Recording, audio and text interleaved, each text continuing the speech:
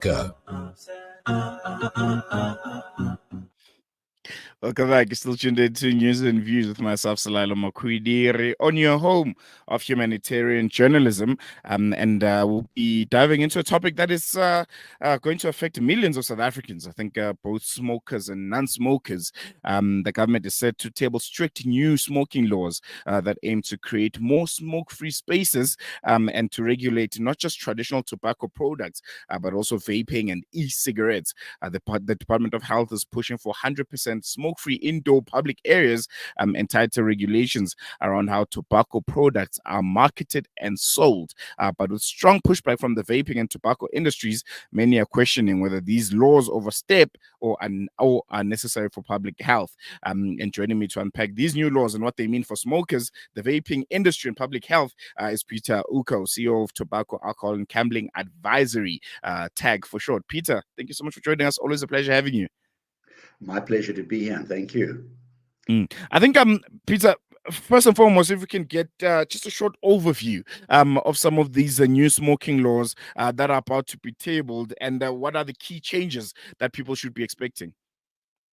Well, first of all, let's address the tobacco industry. They're always interfering with the processes of legislation. They try to delay it, they try to weaken it, because their objective is just to make money. It doesn't matter who dies on the way. In fact, I say that they kill people because they know that they make a product that will cause the users of tobacco products, to at least 50% of them, to die prematurely. So that's the one thing. That's why we need the legislation. The bill that is now before Parliament, and has been for a number of years, it has 5 major goals. Apart from refining the legislation and changing some definitions that are required in law and adding some definitions, I think the 5 major changes are: 1, the inclusion of electronic nicotine delivery systems into the same definition of other tobacco products, combustible tobacco products. And even now non-combustible, because you have these heating devices that don't actually light tobacco, but just heat them and still give off smoke and nicotine, like the electronic nicotine delivery systems. And by the way, it includes non-nicotine delivery systems, because some of them are just there for the flavoring and so on, but they're still dangerous because huge plumes of smoke come out of your mouth and your lungs when you use them, and that smoke is not harmless. If you can see it, it's got particles in it, and it's not good. And in fact, some non-nicotine delivery systems have been shown to actually include nicotine. That's the one process of including these electronic devices. The second thing is to introduce standardized packaging. That is, packaging that will look the same across all brands and will include graphic health warnings and other messages, so that smokers and users of the products will know the truth about those products. Just having a word health warning and other messages is not good enough. We want graphics to tell the truth about the dangers of the products. The other thing is, as you mentioned, 100% indoor smoke-free areas, which is necessary, because having a smoking area doesn't always help. The door's left open and people go in and out, so the smoke comes out to the non-smoking areas. So 100% smoke-free indoor areas is really the public health way to go. Added, which you didn't mention, is that control of smoking in outdoor public places will also take place. And that is perhaps in areas, even though it's outdoors and open areas, where people gather in close proximity to others, like queues at sports stadia, like anywhere outdoors where meals and food and refreshments are served.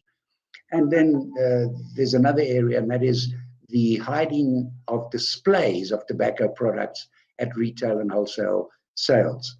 And the reason for that is very simple, because let's say you're a smoker who's quit. Now you're a non-smoker, and you go into a supermarket or any shop to purchase any other products. It doesn't matter what it is. It can be sweets, it can be food, it can be bread, whatever it is. And you go to pay for it, and invariably there's a huge display of tobacco products behind the person who is now taking your money and serving you. Those images and those fancy packets and bright colorings and sometimes holograms might trigger you to resume smoking again. That's really not a good sign. So hiding displays at retail sales is a good thing. And that's it in a nutshell. And it's going now, again, it's not the first time, it's a long way in process, and we can discuss that to go through the parliamentary process. But don't forget that tobacco products kill over 8 million people in the world a year. 8 million people. That's massive. The other thing is that in South Africa, I haven't got the latest research, but it's around about 30,000 a year. That's 80, more or less 80 to 90 people a day. Can you imagine that? Today goes by and 80 people have died from tobacco-related illnesses. That's crazy. We have to take care of it. We can also discuss the money issue, which is another subject.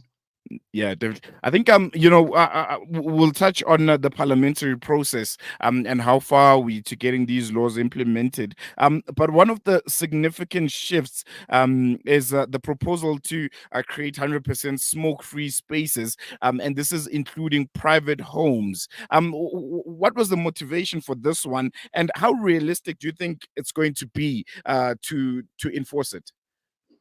I think it's necessary, and it will be realistically able to enforce it. And let me talk about private homes, because you might say that it's a private home, and yes, it is. You live there and people who live there. But if someone in that home smokes, then consider this. All workers and employees in South Africa are protected from exposure to smoke, tobacco smoke and secondhand smoke, and now the aerosols coming out of these electronic devices.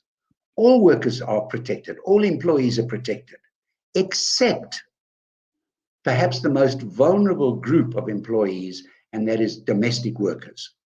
So they work in a home because they need the jobs. They desperately need the jobs. They're scared to say anything to their boss who might smoke, and maybe husband and wife, and even sometimes some of the adult children smoke, and they are exposed to that smoke and their health is imperiled. And that's the need for going into private homes. And I think because maybe it's a workplace. Definitely. And I think maybe another point could be, protecting young children. Smoking, we know that secondary smoking can be dangerous, to inhale. Some people have kids, have teenagers in the house, parents smoking around them. And, they are the, secondary consumers of the smoke. Would that be another point? Yes, it's a huge danger, the exposure of young people, especially young children. Remember, their lungs and their brains and everything are still developing. Your brain is developing till you're about 25. But there's a lot of evidence to show, for example, that sudden infant death syndrome, SIDS, it occurs, it is there. But we know that in children who are exposed to secondhand smoke and tobacco smoke are 4 times more likely to die of sudden infant death syndrome. And so we need to protect them in the home as well. I'd like to add, by the way, for the benefit of smokers and non-smokers, many parents tell me, no, they never smoke inside their home, which is a sensible thing. And they go outside and they smoke. However, there's a few problems. Often they stand close to windows and they smoke. And so the smoke blows in to the homes. But there's something more important. That tobacco smoke and all the toxins that it contains will hang on your clothing and your skin and your hair. And when you go back into the house and you hug your children or say hello to your children, and it doesn't matter if they're infants, you pick them up, you cradle them in your arms and you say hello, and you give them a kiss. Or it's a young, let's say a 5-year-old who comes rushing up to you and say, hello, daddy, mommy, and they jump into your arms. The toxins that are now in your clothing and on your skin are released and the child breathes them in. Worse than that, there's lots and lots of evidence to indicate that when you inhale tobacco smoke and those vaping aerosols that come out of those electronic devices, I don't like to call them vapes, and I can explain that why if you want to, but there's evidence to indicate that for as long as 20 minutes after you've smoked, you are still exhaling toxins. So you take your little baby in your arms, you take your child in your arms, and you say, hello, sweetheart, darling, I love you. And all you're breathing is, I love you. You're breathing toxins into the children's faces. It's Mm, dangerous. And that's why it's really advisable to ban smoking in homes. But even for smokers, please, even if you go outside, remember that there still are risks to your children and other members of your family, even if they're adults. So please, please quit smoking. Make the mm. decision to stop and stop. It's the best decision you'll make in your life. Mm, mm. The new kid on the block, or the coolest thing right now, is vaping. The vaping industry itself, I think, is set to face regulations from new regulations from government. But some people argue that vaping is a less harmful alternative way from smoking. What is your view on the government's Yeah. move to regulate vaping more strictly? And how do you see it impacting the vaping industry, which has taken over? I think every second person you meet now has a vape in their hands, and yeah, it's the new coolest thing to do. Yes, the thing is, it's not cool. You may think it's cool, and they entice, especially young people, with exotic flavors and names of these flavors, and you get tempted into saying, oh, it's lovely. I smoke this flavor or I smoke that flavor, and it seems to be cool, but it's not. It can kill you. Even though you say it's less harmful, maybe indicates that science indicates that it is less harmful, but it's not harmless. It can still harm you. It can still cause lung problems. It can still kill you. So this use of electronic nicotine delivery systems is not very clever. One of the problems is, especially for young people, is they then graduate to smoking combustible cigarettes.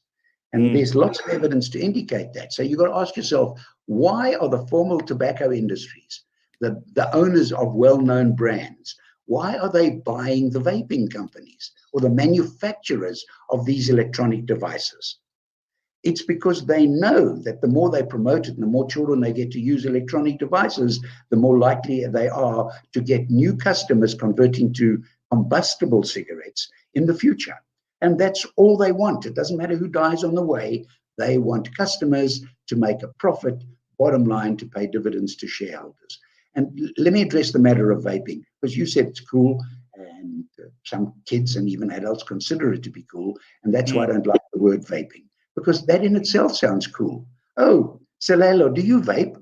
Oh, that's nice. What flavor do you vape? So it mm, sounds cool, but it's not. It can kill you. So I prefer to use electronic devices or electronic nicotine delivery systems, which is what it is. It's not cool to so-called vape. It's not cool to use these systems. It mm. can kill you. No, definitely.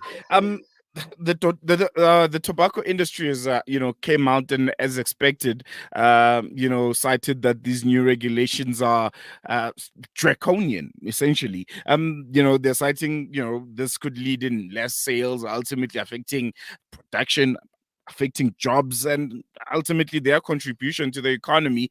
Is there merit to this, to so some of the concerns that they're raising, or is it just purely trying to shift away from the fact that they're doing a lot of damage? There's no merit in it, and there's basically no truth in it. Let's address them one thing at a time. For example, jobs. Well, cigarettes and tobacco products are not made by people, they're made by machines. So look at the electronic devices. They're all made overseas anyway, so there's no jobs in South Africa.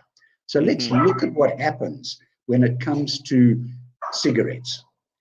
Imagine that everybody quit smoking today and that there was not a sale of a single cigarette today. And all those people, of course, would lose their jobs. Here's what happens. Number one, the money isn't lost. It's spent in other areas. It's spent in manufacturing clothing or anything you might imagine. And so therefore, the money is not lost to the fiscus. It will create more jobs in other areas. And in fact, more jobs than are lost in the tobacco industry. So that is a misnomer that it has to do with jobs. More people can create more jobs. Let's look about in other areas. Let's look about finance. Of course, the tobacco industry makes money and they pay tax, company tax, and they collect VAT on behalf of the government. But that VAT is not lost because the money is spent elsewhere and VAT is paid for to the government in the sale of other products.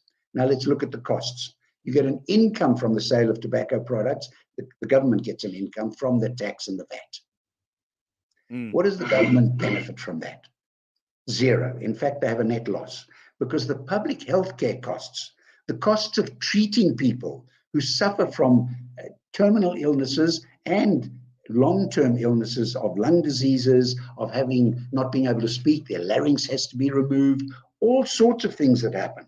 Fetal alcohol syndrome and those things, because they're related. Remember that heavy drinkers are likely to be smokers and smokers are likely to be drinkers. So these things are all interrelated. The public healthcare costs are at least double the income that you get on tax from the tobacco industry to the government. And remember, when we talk about the government paying for public healthcare costs, it's us. It's our tax money that is used to pay for the illnesses that are caused by cigarettes to the people who use those products. It's really crazy. So the government will have a big win situation if tobacco products and electronic devices cease tomorrow, because no jobs will be lost. In fact, further jobs will be created in other areas. No taxes lost because the money spent on tobacco products will be spent on other areas, so the government will have its income. The big saving is what we now spend and indeed waste on public healthcare costs due to tobacco products. All right, I think we're going to leave it there. Peter Ucko, CEO of Tobacco and Alcohol and Gambling Advisory. Thanks so much for giving us your time. Always a pleasure. I want to close just with this advice. If you're a smoker, please make the decision to quit. And if you have friends and family who smoke, please encourage them to quit smoking. It's the best decision that you will ever make. And thank you, Salelo and Salah Media. I appreciate the opportunity to inform people about the bill. Pleasure's all ours. We're going to end it on that note. When we come back, we'll be shifting our focus now to the Middle East. We'll be speaking to war correspondent, director for the Center of Foreign Policy Analysis. And this is Dr. Paul Moorcraft. And I think we've all seen it on social media. I think it was about 2 days ago that pages and radios that have, exploded in deadly 4444 Hezbollah operatives. So I think it's going to be an interesting story to look into. What could be some of the causes for those explosions? Is it something that could happen to all of us because we go around with electrical devices or phones and our tablets? Could they easily just be hacked and they could explode? So really interesting conversation to have after the short break.